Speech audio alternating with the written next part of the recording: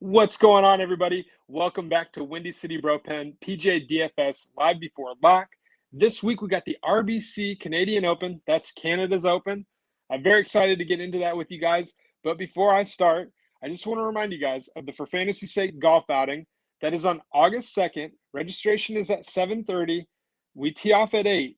This is $280 a team. That's $70 a person. Included in that is going to be your cart and 18 holes of golf, of course. And then you're also going to get vouchers for Lifted Energy and Hungry Carnivore. And there will also be some fantasy games going on, as this is going to be obviously a fantasy themed thing. So very much looking forward to that. Windy City Bro Pen has a team. We're very excited to get out there and play against everybody. All proceeds for this event are going to go to community-driven efforts such as Toys for Tots. This is a great way to help give back to the community. You're helping those in need.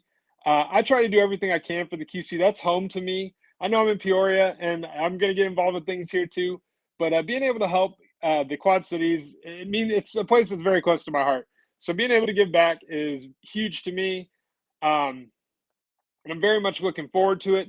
If golf isn't your thing, but you are looking for a way to give back, one way you can is you can help by sponsoring a hole.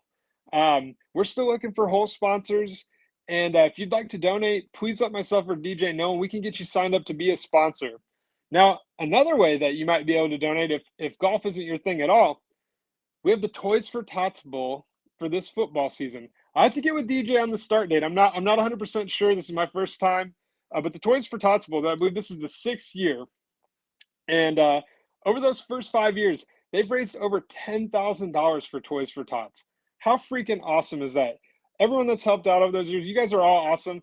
I hope more of you guys are going to, I hope you guys are coming back this year and hope more people are coming, as the goal this year is to get 240 teams. It is a free league, but donations are encouraged. You know, any amount helps, right? Anything you can give is going to help somebody during that special time of year, Christmas. Christmas gets stressful for people, financially and everything. It's tough sometimes, and being able to give back to those in need, it's a good thing, man. You're going to help somebody have a special Christmas, and helping those kids' eyes light up, helping people out in your community. That stuff's all important, and this is another good opportunity to do that. And there's also bragging rights involved. You get to take on your boy. I consider myself to be one of the best fantasy football players out there. So yeah, come take a shot at the crown. I'm looking to go in there and win this year. I want the bragging rights. I want to beat all these Quad City celebrities. There's a lot of famous Quad Cities people competing. And it's just a great way to give back to the community. I can't say enough good things about what For Frequency's Sake has done through their charity events. Very excited to be working with these guys and helping give back to the Quad City community. Very excited. But we'll get into the RBC Canadian Open. So as far as the first thing we check every week is the weather. That's right. So this week there is wind in play. Now, is there a discernible AM PM edge? Wave edge? I don't know that there is one. It seems like the wind is kind of smack dab in the middle of the days, both days. So regardless, your golfer is going to get caught in some wind at some point. So that's something to consider when you're building your lineups.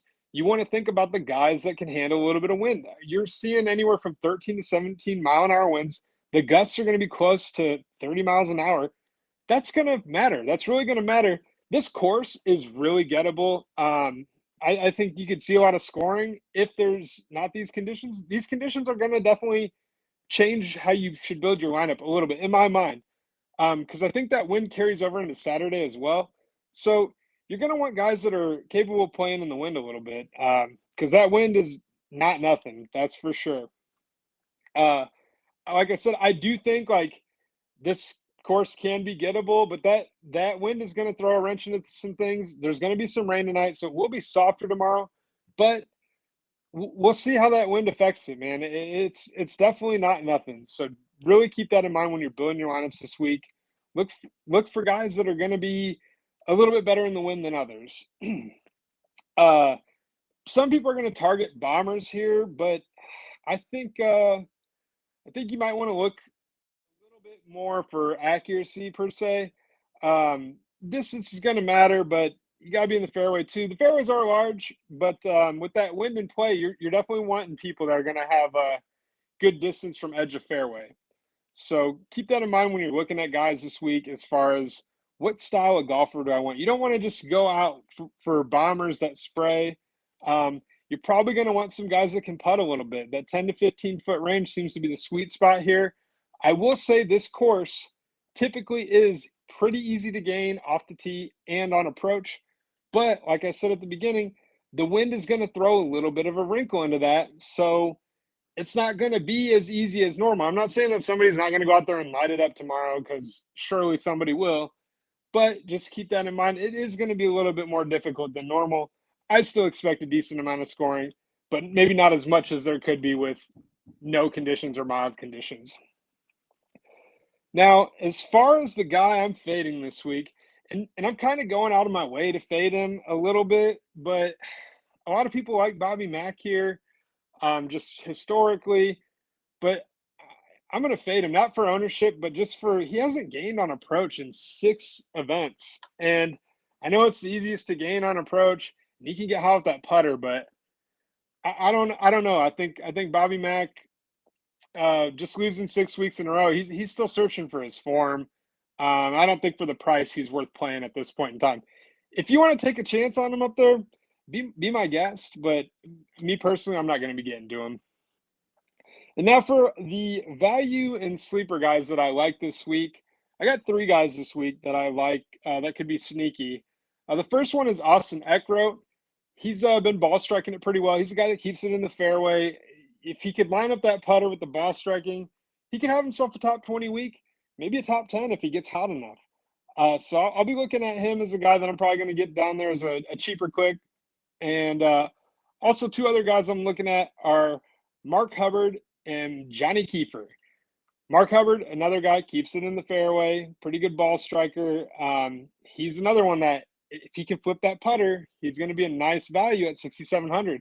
Shooting for a top 30 out of him, top 25, be very happy with that in the lineup. Now, Johnny Kiefer is a guy that I think has the upside to be a top 10 finisher here. He can fill it up. This is more of like an upside play for me. He's definitely got some holes in his game. He can really suck with the putter. But if the ball striking's there, he's going to give you chances and opportunities. It'd be interesting to see how he plays in the wind. Another guy at the similar price too that I also like is Christian Bezuidenhout. Bez is a guy I think fits really well here. He's got the short game to help him get hot. So Bez is another one that I'll be looking there. Those are the 4 guys I'm kind of liking in the value sleeper range. As far as the guys that I'm playing or looking to maybe make some bets on, I like Tommy Ladd and Brooks. Tommy Ladd's probably going to be super owned, which always does give you a little pause because until last year, Tommy Ladd couldn't win on tour. So there is some risk there. I feel like Brooks is just due to win, man. The ball striking's there. The putting's getting better. It's just a matter of time till Brooks wins, in my opinion. And I'm going to keep chasing him because he keeps getting closer and closer. So I like him too. A guy that I'm iffy on putting in my lineup, but I'm definitely going to be making a bet on outright, is going to be Victor Hovland. I think this sets up really well for him. If he can get that putter going, it could work out really well for him. There's not much trouble around the green here, which is good for Vic. If he's dialed with the ball striking and he get that putter going, he's got the upside to win this tournament. There's no doubt about it. And I have to go check his numbers. I mean, he's got to be in the 30 to 40 to 1 range, which a player of his skill, or at least his ceiling, I think that's worth, $5 to $10 for me personally. So I'll probably throw Vic. I'll definitely be throwing an outright on Vic. But as far as this week goes, I feel like it could be very, very random. There's guys like Colin Morikawa that people aren't really wanting to click up top. That could be a very good click up top. He's one of the best ball strikers on tour. So this could be a good way to get him in. People are probably still iffy on his back situation and whatever else, why he hasn't played the last few weeks. I was it him that had a kid recently? I want to say maybe he had a kid recently. Someone up there had a kid recently, and that was kind of why they were unsure if they were going to play this week. I think it's Kawa. So he could be a good click up top as far as the higher price goes, be a good leverage. Um, he's a good ball striker, so it could work out for Kawa up here too up top. That's another guy that I would definitely keep in mind. Um, Sam Burns is probably another guy I'm looking at too, but every time I seem to click him, he forgets how to putt. So that kind of goes with the territory. If it's windy, another guy I guess I'll just throw in that I'm going to fade is going to be Max Grazerman, because it seems like anytime there's wind, he just folds. Uh, so I don't really like him for this. Um, as far as there being wind, I know maybe some people are going to click him because the ball striking's trending in the right direction. But man, I feel like when he gets into the wind, he's just not that good of a golfer. Uh, but other than that, I think that's about all I got for this week. I will be planning on getting with you guys on Friday for the round 3 showdown. I don't know what my schedule is going to look like after that because I'm headed to Kentucky next week for a family vacation. That falls on the U.S. Open day or the U.S. Open week. I am going to try to do something. I call myself a content creator, so I do feel like I should do something for the U.S. Open. I just got to figure out what the setup is as far as, we're going to be in cabins on a lake. I don't know what the Wi-Fi situation is. If I'm able to make videos next week or at least do something long form like this, I'm absolutely going to do it. Uh, but I just want to give you guys a heads up. It might be an off week next week as far as the U.S. Open goes, which is a bummer, but I'm going to be spending time with family. You can't really beat that. As much as I love golf, I love my family more. Uh, but that is going to do it for me tonight. Um, Probably looking at some Bears and Bulls content coming up. I think when I get back, it'll be right around draft time. CP and I are planning on doing some Bulls draft talk. There was some Bulls mentioned today of maybe the Bulls trying to trade in the top 10. Be really excellent to talk about and break it down with my guy CP. Other than that, though, I think that's going to do it for me. Like I said at the beginning of the video, if you guys are interested in for fantasy sake, golf outing or the Toys for Tots Bowl, please let me know.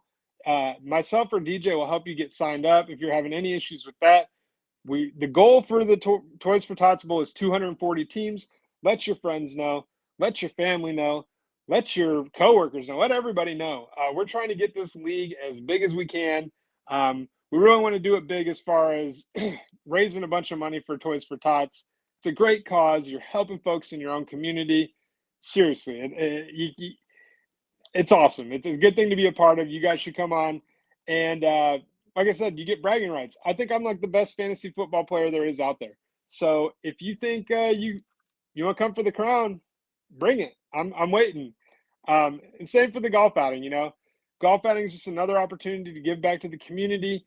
You get to hit some golf balls with your buddies and have a few drinks, have a good time. We're giving back to the community. It's just 2 really great things that we're going to be doing these next couple of months. So if you're interested at all in getting signed up, please let myself or DJ know. Check my page. I've got the sign up on my page as well. We'd love to have everyone there, everyone involved with it. But that'll do it for me tonight. You guys have a good rest of your Wednesday night, and I'll be back with you on Friday.